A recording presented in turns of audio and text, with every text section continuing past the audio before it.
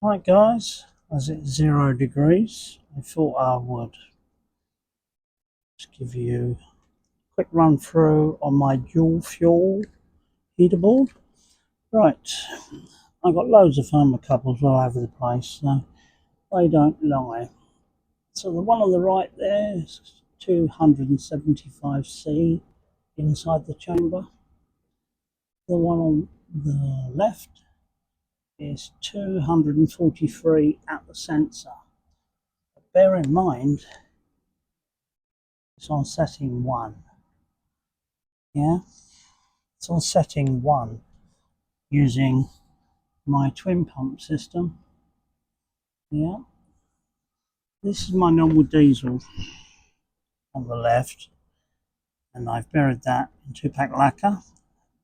I don't know if you can hear it actually, but it's bloody quiet. And of course, when you're pumping 1060 through there, that pump hardly makes any noise whatsoever.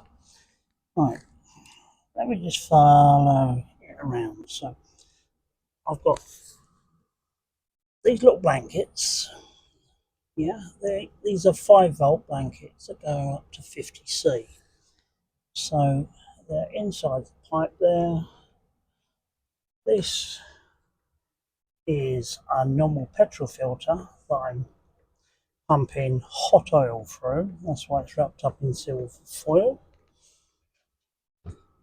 This is my hot oil tank. Oh, it's showing now 49. Okay, which means it's heating up. No, it's switched off at the moment. Oh, if it switches back on, I'll show you. These are really handy. Yeah, they really are handy. I mean, you can just clip it on the line and you can see straight away what your drain is. This has been running now for about, let's see if I zoom back a bit. Short space here. Here's my COs. As you can see, it's clean. 19.8, 19.9 time it comes out the cat. Remember cars that used to have carburetors on them? Well, they always had one of these coming off of it.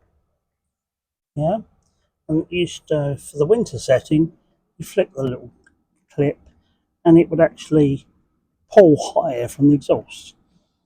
So that's exactly what I'm doing there. Yeah. All right, let me show you some other little gizmos. Right, the two pipes that come down feed into this little compression joint here. Yeah, so 6 mil copper pipe pushes straight in, locks, doesn't leak. And of course, you can heat them up and do what you want with them. Very good. I'm regulating. I've got the diesel running flat out. Yeah, on setting 1. But this is what they look like. This is just a flow regulator.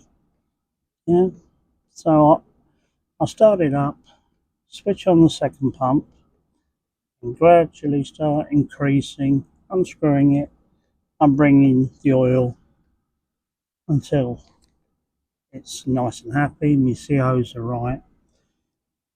You see there.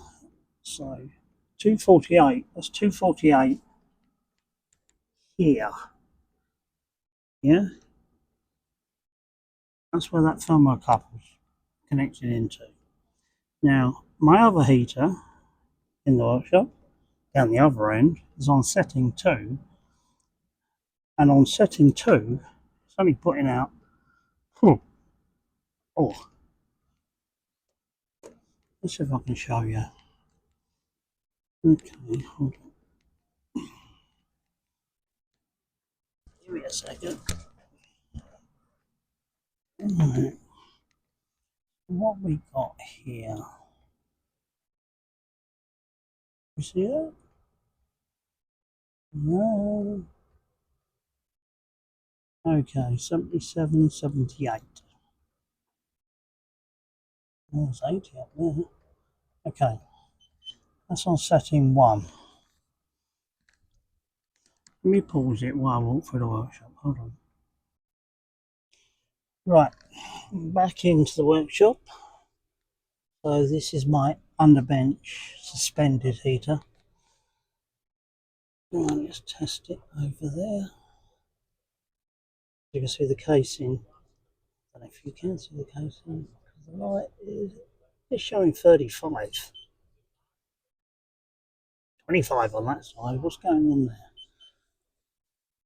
That is on setting 2, just running on diesel. So it is definitely worth running 2 fuels. I'm not even having to use the supercharger at all. So setting 1, full diesel, bring the hot oil in bit by bit. It loves it. You can actually hear the roar as the hot oil's coming through, and it does produce a nice bit of heat. Okay guys, I know there's loads of you doubted it and said, oh, it doesn't work, it cogs up inside. Well, I've got that nickel inserts inside my burn chamber that are constantly fluttering around in the breeze to stop it any clogging up, and it works. Something as simple as that. I think there's what, 8 nickel strips, yeah, spot welded to a ring, pushed inside, and just the fact they're flapping about in the breeze, it stops it blocking up. Works great. Okay guys, I hope your project's come along well. Okay, bye for now.